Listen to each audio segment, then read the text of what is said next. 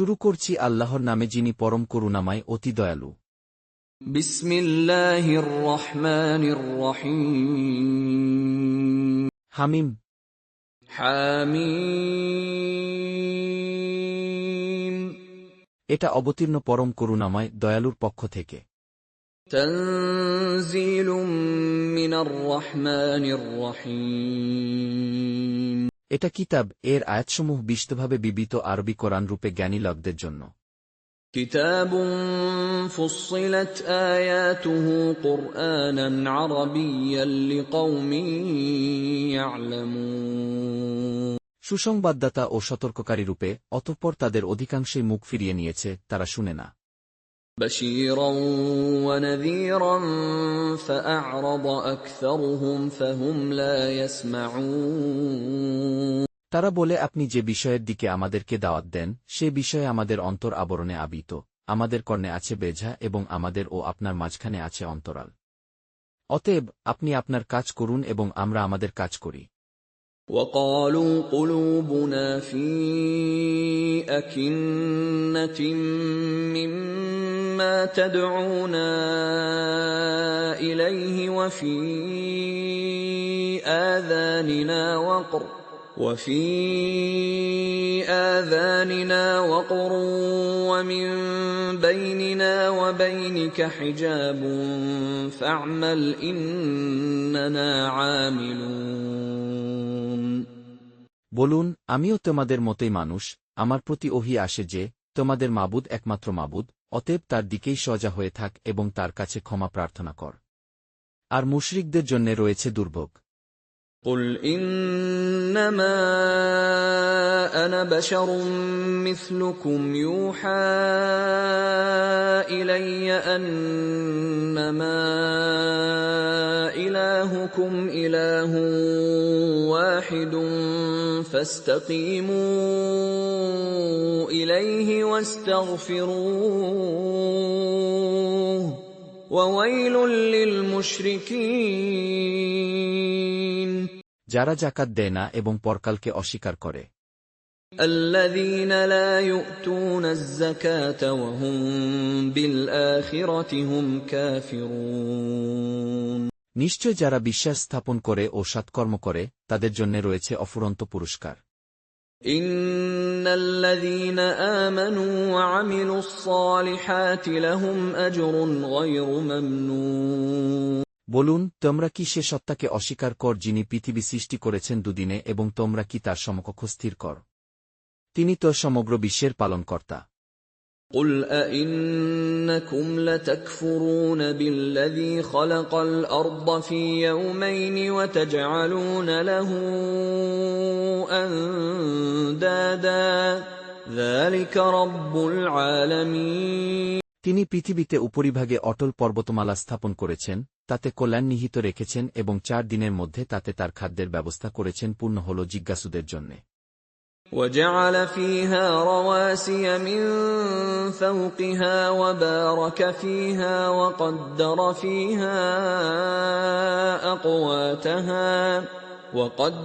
فِيهَا أَقْوَاتَهَا فِي 4 أَيَّامٍ سَوَاءً لِّلسَّائِلِينَ। অতঃপর তিনি আকাশের দিকে মনোযোগ দিলেন যা ছিল ধূম্রকুঞ্জ, অতঃপর তিনি তাকে ও পৃথিবীকে বললেন, তোমরা উভয়ে আস ইচ্ছায় অথবা অনিচ্ছায়। তারা বলল, আমরা স্বেচ্ছায় আসলাম। ثُمَّ اسْتَوَىٰ إِلَى السَّمَاءِ وَهِيَ دُخَانٌ فَقَالَ لَهَا وَلِلْأَرْضِ ائْتِيَا طَوْعًا أَوْ كَرْهًا قَالَتَا أَتَيْنَا طَائِعِينَ। অতঃপর তিনি আকাশমণ্ডলীকে দুদিনে সপ্ত আকাশ করে দিলেন এবং প্রত্যেক আকাশে তার আদেশ প্রেরণ করলেন। আমি নিকটবর্তী আকাশকে প্রদীপমালা দ্বারা সুশোভিত ও সংরক্ষিত করেছি। এটা পরাক্রমশালী সর্বজ্ঞ আল্লাহর ব্যবস্থাপনা। فَقَضَاهُنَّ 7 سَمَاوَاتٍ فِي يَوْمَيْنِ وَأَوْحَىٰ فِي كُلِّ سَمَاءٍ أمرها وزينا السماء الدنيا بمصابيح وحفظا ذلك تقدير العزيز العليم অতঃপর যদি তারা মুখ ফিরিয়ে নেয়, তবে বলুন, আমি তোমাদেরকে সতর্ক করলাম এক কঠোর আয়াব সম্পর্কে আদ ও সামুদের আয়াবের মতো। فإن أعرضوا فقل أنذرتكم صاعقة مثل صاعقة عاد وثمود যখন তাদের কাছে রসূলগণ এসেছিলেন সম্মুখ দিক থেকে এবং পিছন দিক থেকে এ কথা বলতে যে, তোমরা আল্লাহ ব্যতীত কারো পূজা করো না, তারা বলেছিল, আমাদের পালনকর্তা ইচ্ছা করলে অবশ্যই ফেরেশতা প্রেরণ করতেন, অতএব আমরা তোমাদের আনিত বিষয় অমান্য করলাম। إذ جاءتهم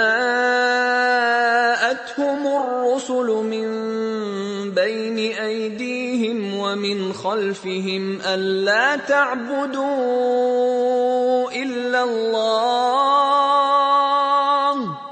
قالوا لو شاء ربنا لأنزل ملائكة فإنا بما أرسلتم به كافرون যারা ছিল আদ, তারা পৃথিবীতে অযথা অহংকার করল এবং বলল, আমাদের অপেক্ষা অধিক শক্তিধর কে? তারা কি লক্ষ্য করেনি যে আল্লাহ তাদেরকে সৃষ্টি করেছেন, তিনি তাদের অপেক্ষা অধিক শক্তিধর?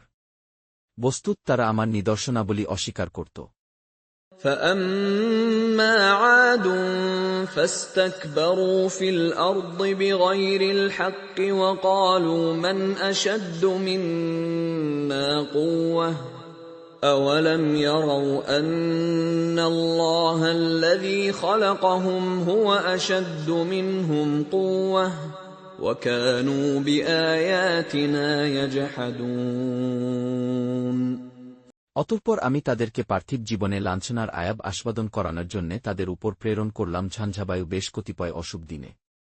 আর পরকালের আয়াব তো আরও লাঞ্ছনাকর এমতাবস্থায় যে তারা সাহায্যপ্রাপ্ত হবে না। فأرسلنا عليهم ريحا صرصرا في أيام نحسات لنذيقهم عذاب الخزي في الحياة الدنيا ولعذاب الآخرة أخزى وهم لا ينصرون আর যারা সামুদ, আমি তাদেরকে প্রদর্শন করেছিলাম, অতঃপর তারা সৎপথের পরিবর্তে অন্ধ থাকাই পছন্দ করল। অতঃপর তাদের কৃতকর্মের কারণে তাদেরকে অবমাননাকর আয়াবের বিপদ এসে ধৃত করল। وَأَمَّا ثَمُودُ فَهَدَيْنَاهُمْ فَاسْتَحَبُّوا الْعَمَى عَلَى الْهُدَى فَأَخَذَتْهُمْ صَاعِقَةُ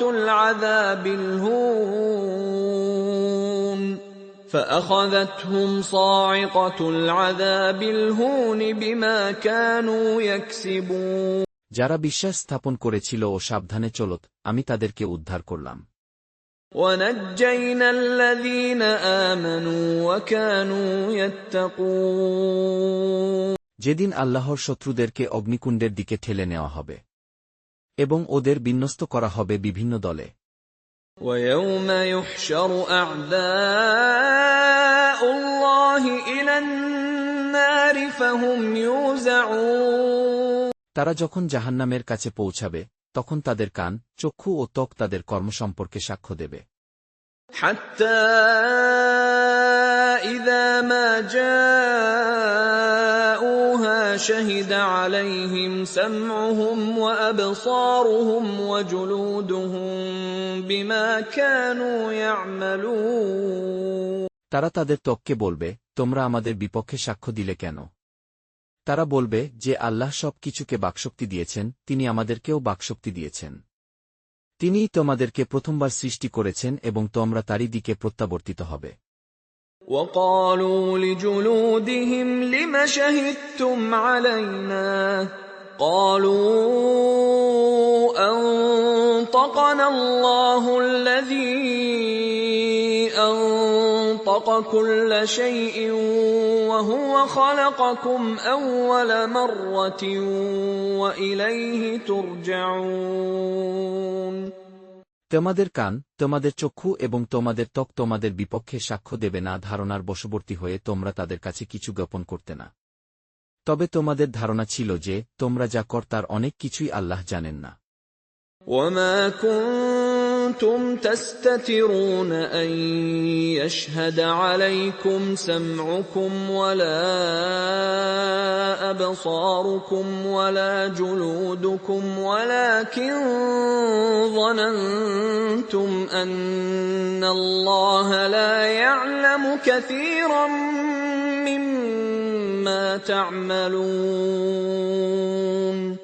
তোমাদের পালনকর্তা সম্বন্ধে তোমাদের এ ধারণাই তোমাদেরকে ধ্বংস করেছে, ফলে তোমরা ক্ষতিগ্রস্তদের অন্তর্ভুক্ত হয়ে গেছ। وَذَلِكُمْ ظَنُّكُمُ الَّذِي ظَنَنتُم بِرَبِّكُمْ أَرْدَاكُمْ فَأَصْبَحْتُم مِّنَ الْخَاسِرِينَ। অতঃপর যদি তারা সবর করে তবু জাহান্নামই তাদের আবাসস্থল, আর যদি তারা ওয়ারখাহি করে তবে তাদের ওয়ার কবুল করা হবে না। فَإِن يَصْبِرُوا فَالنَّارُ مَثْوًى لَّهُمْ وَإِن يَسْتَعْتِبُوا فَمَا هُم مِّنَ الْمُعْتَبِينَ। আমি তাদের পেছনে সঙ্গী লাগিয়ে দিয়েছিলাম, অতঃপর সঙ্গীরা তাদের অগ্রপশ্চাতের আমল তাদের দৃষ্টিতে শোভনীয় করে দিয়েছিল। তাদের ব্যাপারেও শাস্তির আদেশ বাস্তবায়িত হল, যা বাস্তবায়িত হয়েছিল তাদের পূর্ববর্তী জিন ও মানুষের ব্যাপারে। নিশ্চয় তারা ক্ষতিগ্রস্ত। وَقَيَّضْنَا لَهُمْ قُرَنَاءَ فَزَيَّنُوا لَهُم مَّا بَيْنَ أَيْدِيهِمْ وَمَا خَلْفَهُمْ وَحَقَّ عَلَيْهِمُ الْقَوْلُ فِي أُمَمٍ قَدْ خَلَتْ مِن قَبْلِهِم مِّنَ الْجِنِّ وَالْإِنسِ إِنَّهُمْ كَانُوا خَاسِرِينَ। আর কাফেররা বলে, তোমরা এই কোরআন শ্রবণ কর না এবং এর আবৃত্তিতে হঞ্জগল সৃষ্টি কর, যাতে তোমরা জয়ী হও। وَقَالَ الَّذِينَ كَفَرُوا لَا تَسْمَعُوا لِهَٰذَا الْقُرْآنِ وَالْغَوْا فِيهِ لَعَلَّكُمْ تَغْلِبُونَ। আমি অবশ্যই কাফেরদেরকে কঠিন আযাব আস্বাদন করাব এবং আমি অবশ্যই তাদেরকে তাদের মন্দ ও হীন কাজের প্রতিফল দেব। فَلَنُذِيقَنَّ الَّذِينَ كَفَرُوا عَذَابًا شَدِيدًا وَلَنَجْزِيَنَّهُمْ أَسْوَأَ الَّذِي كَانُوا يَعْمَلُونَ। এটা আল্লাহর শত্রুদের শাস্তি জাহান্নাম, তাতে তাদের জন্যে রয়েছে স্থায়ী আবাস, আমার আয়াতসমূহ অস্বীকার করার প্রতিফলস্বরূপ। ذَلِكَ جَزَاءُ أَعْدَاءِ اللَّهِ النَّارُ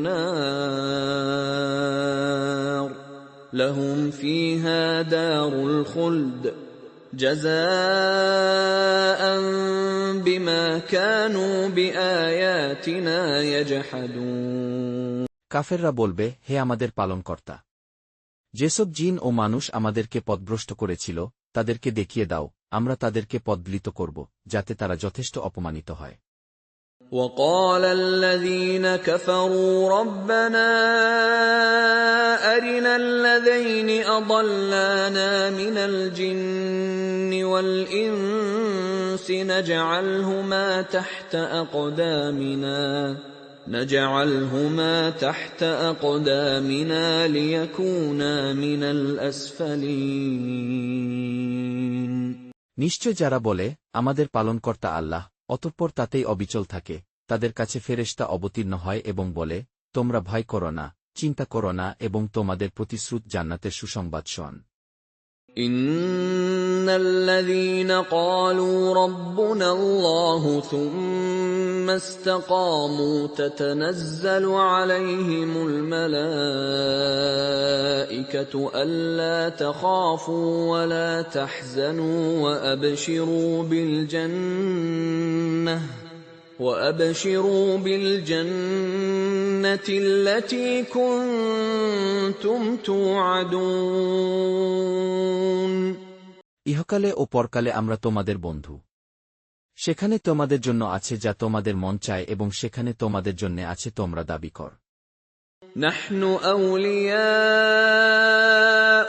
في الحياة الدنيا وفي الآخرة ولكم فيها ما تشتهي أنفسكم ولكم فيها ما تدعون এটা ক্ষমাশীল করুণাময়ের পক্ষ থেকে সাদর আপ্যায়ন।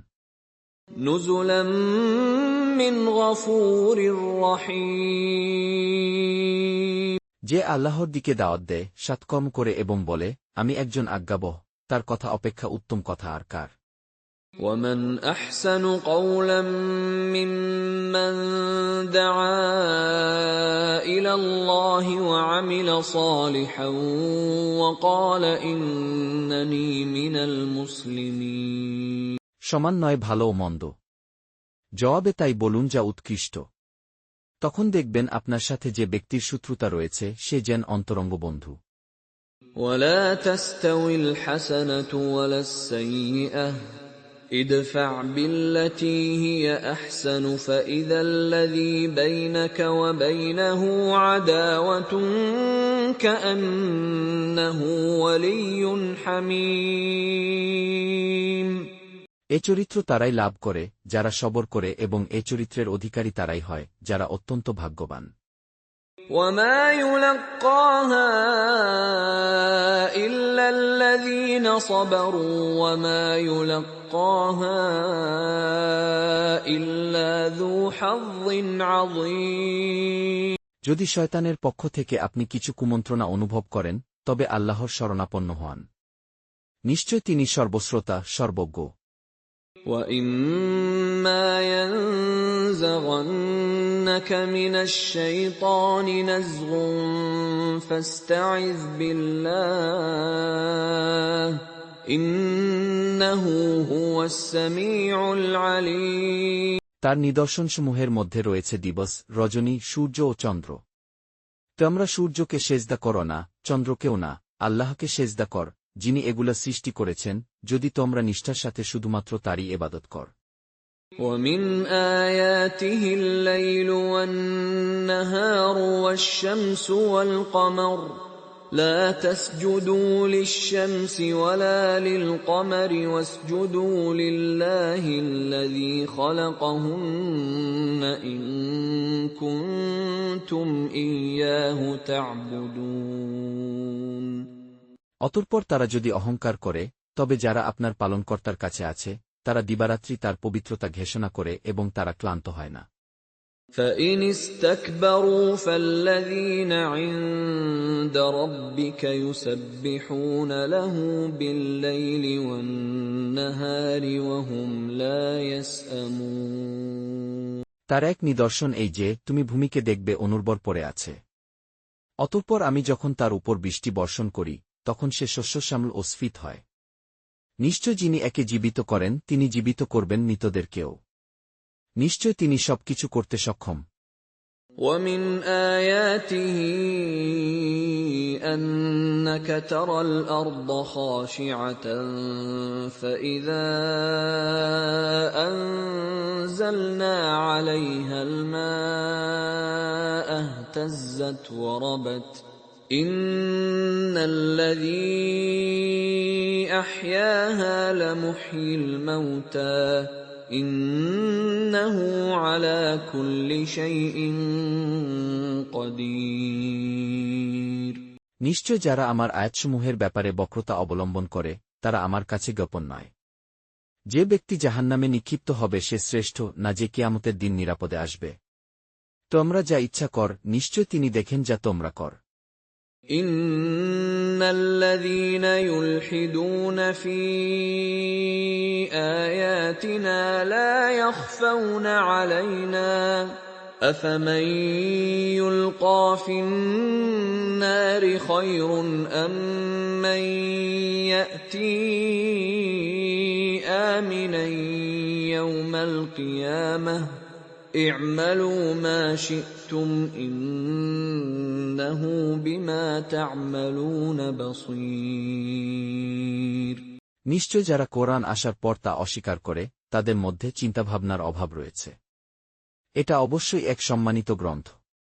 ইন্নাল্লাযীনা কাফারু বিয-যিকরি লাম্মা জাআহুম ওয়া ইন্নাহু লাকিতাবুন আযীজ। এতে মিথ্যার প্রভাব নেই, সামনের দিক থেকেও নেই এবং পেছন দিক থেকেও নেই। এটা প্রজ্ঞাময়, প্রশংসিত আল্লাহর পক্ষ থেকে অবতীর্ণ। لا يأتيه الباطل من بين يديه ولا من خلفه تنزيل من حكيم حميد। আপনাকে তো তাই বলা হয় যা বলা হতো পূর্ববর্তী রসূলগণকে।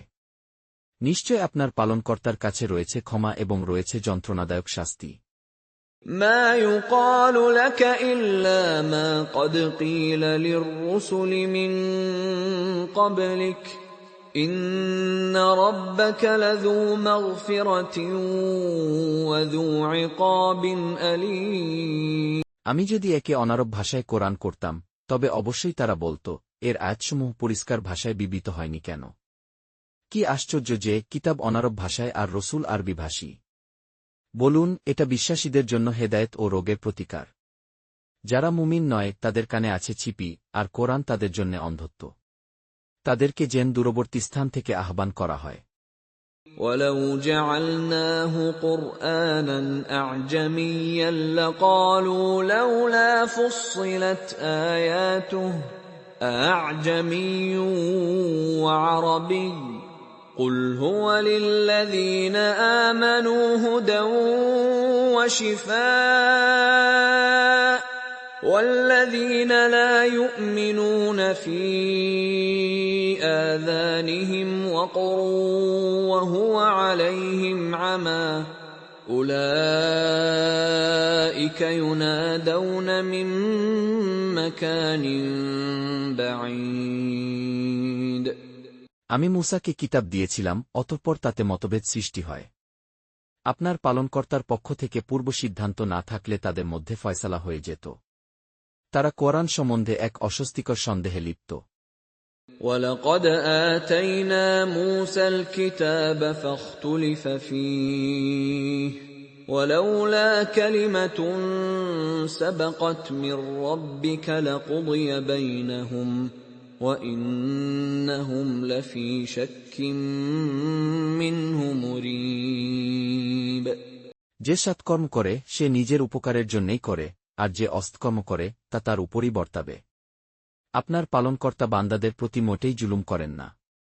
مَنْ عَمِلَ صَالِحًا فَلِنَفْسِهِ وَمَنْ أَسَاءَ فَعَلَيْهَا وَمَا رَبُّكَ بِظَلَّامٍ لِّلْعَبِيدِ। কিয়ামতের জ্ঞান একমাত্র তারই জানা। তার জ্ঞানের বাইরে কোন ফল আবরণমুক্ত হয় না, এবং কোন নারী গর্ভধারণ ও সন্তান প্রসব করে না। যেদিন আল্লাহ তাদেরকে ডেকে বলবেন, আমার শরীকরা কোথায়? সেদিন তারা বলবে, আমরা আপনাকে বলে দিয়েছি যে আমাদের কেউ এটা স্বীকার করে না। ইলাইহি ইউরাদ্দু ইলমুস সাআহ وما تخرج من ثمرات من أكمامها وما تحمل من أنثى ولا تضع إلا بعلمه ويوم يناديهم أين شركائي قالوا آذناك ما منا من شهيد। পূর্বে তারা যাদের পূজা করত তারা উধাও হয়ে যাবে এবং তারা বুঝে নেবে যে তাদের কোন নিষ্কৃতি নেই। وَضَلَّ عَنْهُمْ مَا كَانُوا يَدْعُونَ مِن قَبْلُ وَظَنُّوا مَا لَهُم مِّن مَّحِيصٍ। মানুষ উন্নতি কামনায় ক্লান্ত হয় না, যদি তাকে অমঙ্গল স্পর্শ করে তবে সে সম্পূর্ণরূপে নিরাশ হয়ে পড়ে। لا يسأم الإنسان من دعاء الخير وإن مسه الشر فيئوس قنوط। বিপদাপদ স্পর্শ করার পর আমি যদি তাকে আমার অনুগ্রহ আস্বাদন করাই তখন সে বলতে থাকে, এটা যে আমার যোগ্য প্রাপ্ত, আমি মনে করি না যে কিয়ামত সংঘটিত হবে। আমি যদি আমার পালনকর্তার কাছে ফিরে যাই, তবে অবশ্যই তার কাছে আমার জন্য কল্যাণ রয়েছে। অতএব আমি কাফেরদেরকে তাদের কর্ম সম্পর্কে অবশ্যই অবহিত করব এবং তাদেরকে অবশ্যই আস্বাদন করাব কঠিন শাস্তি। وَلَئِنْ أَذَقْنَاهُ رَحْمَةً مِنَّا مِن بَعْدِ ضَرَّاءَ مَسَّتْهُ لَيَقُولَنَّ هَٰذَا لِي وَمَا أَظُنُّ السَّاعَةَ قَائِمَةً وَلَئِن رُّجِعْتُ إِلَىٰ رَبِّي إِنَّ لِي عِندَهُ لَلْحُسْنَىٰ فَلَنُنَبِّئَنَّ الَّذِينَ كَفَرُوا بِمَا عَمِلُوا وَلَنُذِيقَنَّهُم مِّنْ عَذَابٍ غَلِيظٍ।